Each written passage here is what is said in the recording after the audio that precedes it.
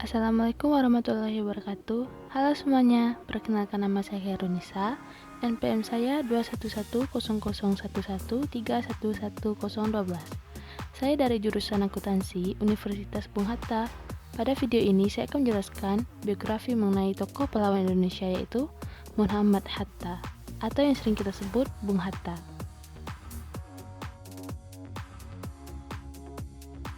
Pendidikan dan masa muda Bung Hatta. Sejak kecil, Hatta dibesarkan dalam lingkungan keluarga yang taat pada agama.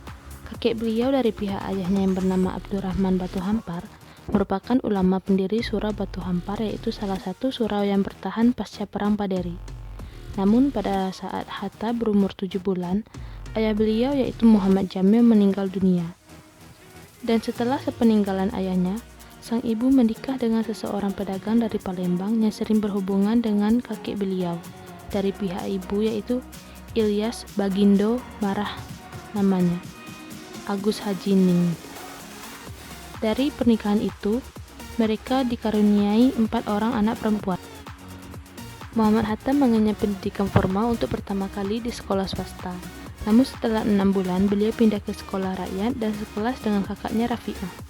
Namun tidak begitu lama pelajarannya berhenti di pertengahan semester 3, lalu beliau pindah ke ELS, Europese Negeri School, sekarang SMA Negeri 1 Padang, hingga tahun 1913. Setelah itu beliau melanjutkan pendidikan beliau di MULO, Mir Ugebreid Lager Onderwijs. Sejak menempuh pendidikan di MULO, beliau mulai tertarik dengan perkumpulan pemuda dan beliau masuk dalam Jong Sumatera Bond dan menjadi bendahara. Pada tahun 1921 hingga 1932, Muhammad Hatta melanjutkan studinya di Handels Hogeschool, Belanda. Kemudian bernama Economis Hogeschool dan kini bernama Universitas Erasmus Rotterdam. Selama studi beliau masuk dalam organisasi sosial yang kemudian menjadi organisasi politik akibat pengaruh dari Ki Hajar Dewantara, De Westdekker dan Sucipto Mangkuegsomo bernama Indische Vereniging. Pada tahun 1922, Indische Vereniging berubah nama menjadi Indonesische Vereniging, lalu berganti nama menjadi Perhimpunan Indonesia. Pada tahun 1923, Bung Hatta menjadi bendahara dan mengasuh sebuah majalah bernama Hindia Putera, kemudian bernama Indonesia Merdeka. Pada tahun 1923 pula, Hatta lulus dalam ujian Handels Economis, Ekonomi Perdagangan, dan pada tahun 1924 beliau nonaktif di Perhimpunan Indonesia karena beliau berniat untuk mengikuti ujian doktoral ekonomi di akhir tahun 1925. Namun pada waktu itu ada jurusan baru yaitu hukum negara dan hukum administratif. Kemudian beliau masuk ke dalam jurusan tersebut karena terdorong oleh minat besarnya pada bidang politik. Pada 17 Januari 1926, Hatta menjadi pemimpin Perhimpunan Indonesia. Akibatnya beliau terlambat menyelesaikan studinya. Dan pada tahun 1926, tepatnya pada bulan Desember, Hatta didatangi oleh PKI, yaitu Semaun yang menawarkan pimpinan pergerakan nasional secara umum pada PI, dan terjadilah suatu perjanjian yang dinamai dengan Konvensi Semaun Hatta. Hal tersebut menjadi alasan bagi pemerintah Belanda untuk melakukan penangkapan pada Hatta. Pada waktu itu, Hatta belum menyetujui paham komunis. Stalin membatalkan keinginan Semaun yang berakibat hubungan Hatta dengan komunis mulai memburuk. Sikap yang dilakukan oleh Hatta ditentang oleh anggota PI yang telah dikuasai komunis. Hatta mengikuti sidang Liga menentang imperialisme, penindasan kolonial, dan untuk kemerdekaan nasional. Pada tahun 1927 di Frankfurt, dalam sidang ini Hatta tidak dapat percaya dengan komunis. Pada tahun 1927, tepatnya tanggal 25 September, Hatta bersama dengan Ali Sastroningrat, Madjid Jojo Hadiningrat, dan juga Nazir Datuk Pamuja ditangkap oleh pemerintah Belanda atas tuduhan mengikuti partai terlarang yang dikaitkan dengan Semaun dan juga menghasut supaya menentang kerajaan Belanda. Mereka semua dipenjara oleh Rotterdam selama 3 tahun. Pada 22 Maret 1928, sidang kedua kasus Hatta digelar. Dalam sidang, ia melakukan penolakan terhadap Semaun tuduhan yang diarahkan padanya dalam pidato yang berjudul Indonesia Vrij atau Indonesia Merdeka. Dan pidato Hatta tersebut diterbitkan menjadi brosur sampai Indonesia. Hatta beserta ketiga rekan yang lain akhirnya dibebaskan oleh Mahkamah Pengadilan di Den Haag dari segala tuduhan. Kembali ke Indonesia, sebulan setelah menyelesaikan pendidikannya di Belanda, Hatta kembali ke Indonesia. Di Indonesia, Hatta disibukkan dengan menulis artikel politik dan ekonomi dakwah rakyat dan berbagai kegiatan politik lainnya. Artikel tulisan Hatta diantaranya Soekarno ditahan 10 Agustus 1933, Tragedi Soekarno 30 November 1933, dan Sikap Pemimpin 10 Desember 1933. Semua itu ia tulis sebagai reaksi kerasnya terhadap sikap Soekarno yang ditahan oleh Belanda dan berakhir dengan pengasingan Soekarno ke ND Flores. Setelah mengasingkan Soekarno, pemerintah Belanda beralih ke Partai Pendidikan Nasional Indonesia. Para pemimpin Partai Pendidikan Nasional Indonesia seperti Muhammad Hatta, Sultan Syahrini, Burhanuddin, Bondan, Murwoto, dan Maskun ditangkap dan kemudian ditahan di penjara Glodok dan Cipinang selama hampir setahun. Setelah itu mereka diasingkan ke Bovendigawel, Papua. Masa pengasingan. Hatta dan rekan-rekannya dari Partai Pendidikan Nasional Indonesia tiba di pengasingan, yaitu di Tanah Merah, Bovendigawel, Papua. Pada Januari 1935, Kapten Van Langen, yang saat itu merupakan kepala pemerintahan di Bovendigawel, menawarkan dua pilihan pada mereka, yaitu bekerja pada Belanda dengan upah perharinya hanya 40 sen dengan harapan bisa kembali ke daerah asal atau tetap menjadi buangan yang menerima makanan in natura engan, tidak ada harapan untuk kembali ke daerah asal.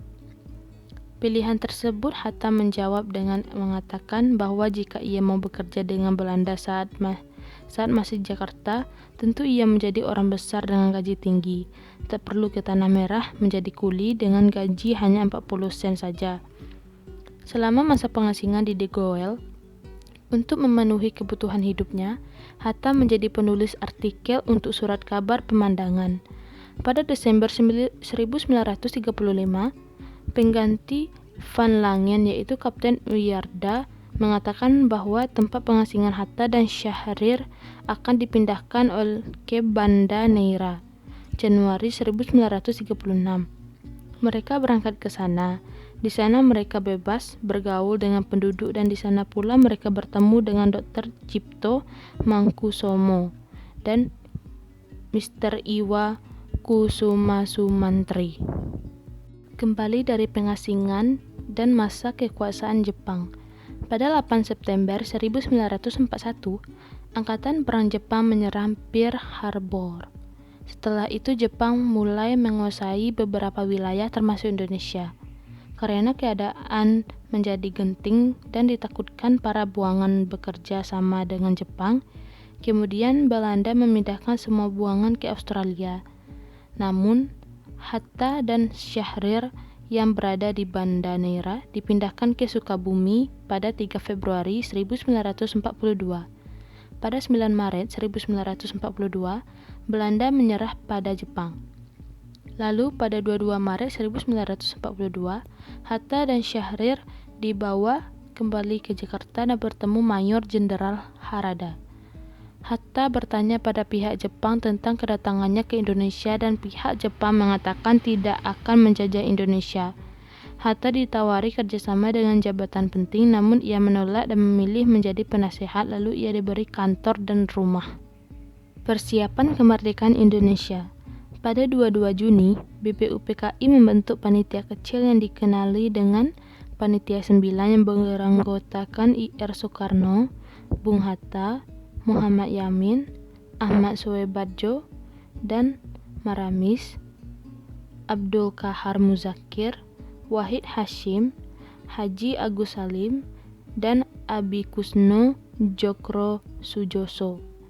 Pada 9 Agustus 1945, bersama dengan Ir Soekarno dan KRT Rajiman Bedioningrat, Bung Hatta pergi ke Dalat, Vietnam untuk dilantik oleh Panglima Asia Tenggara Jenderal Terauchi sebagai ketua dan wakil ketua PPKI. Pada tanggal 16 Agustus 1945, terjadi penculikan Bung Karno dan Bung Hatta oleh golongan pemuda, dan mereka membawa Bung Karno dan Bung Hatta ke Rengas Dengklok, dan penculikan ini dikenal dengan peristiwa Rengas Dengklok. Penculikan ini dilakukan agar proklamasi segera dilaksanakan secepatnya. Menjadi wakil presiden Republik Indonesia ke-1 dan pengunduran diri sebagai wakil presiden. Pada 17 Agustus 1945 di Jalan Pengangsaan Timur nomor 56 Jakarta pukul 10 WIB, proklamasi kemerdekaan dibacakan. Berselang sehari, yaitu pada tanggal 18 Agustus 1945, Bung Hatta resmi menjadi wakil presiden Republik Indonesia, didampingi Bung Karno. Setelah menjadi wakil presiden, Bung Hatta masih aktif dalam memberikan ceramah ke berbagai lembaga pendidikan tinggi. Pada tanggal 12 Juli 1947, Hatta mengadakan Kongres Koperasi yang pertama, ditetapkan sebagai Hari Koperasi Indonesia, dan Bung Hatta ditetapkan menjadi Bapak Koperasi Indonesia. Pada 21 Juli 1947, terjadi agresi militer Belanda I pada saat hendak menyetujui perjanjian Renville yang berakibat jatuhnya Kabinet Amir.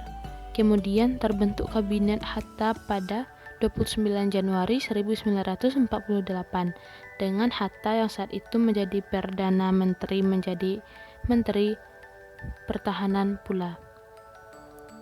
Pada tahun 1955, Bung Hatta menyatakan bahwa parlemen dan konstituante telah terbentuk dan ia akan mengundurkan diri karena menurutnya dengan pemerintahan parlementer, kepala negara hanya simbol, maka wakil presiden sudah tidak diperlukan. Pada 20 Juli 1956, Bung Hatta menulis surat untuk ketua DPR namun ditolak secara halus. Kemudian ia menulis kembali surat yang sama pada tanggal 23 November 1956 yang berisi bahwa ia mengundurkan diri sebagai wakil presiden pada 1 Desember 1956. Setelah 11 tahun menjabat menjadi wakil presiden, DPR mengabulkan permintaan Hatta mengundurkan diri pada sidang DPR 30 November 1956. Setelah pengunduran diri sebagai wakil presiden dan wafatnya Muhammad Hatta, setelah mengundurkan diri untuk menambah penghasilan dari menulis buku dan mengajar, pada tahun 1963 saat Presiden Soekarno berada pada puncak kejayaannya, Bung Hatta jatuh sakit dan perlu perawatan ke Swedia yang alat lebih lengkap. Pada 15 Agustus 1972, pada upacara kenegaraan di Istana, Presiden Soeharto menyatakan bahwa Bung Hatta dianugerahi Bintang Republik Indonesia kelas 1. Setelah dirawat selama 11 hari di Rumah Sakit Cipto Mangunkusumo, Jakarta, pada 14 Maret 1980, pada pukul 18.56, Bung Hatta meninggal dunia.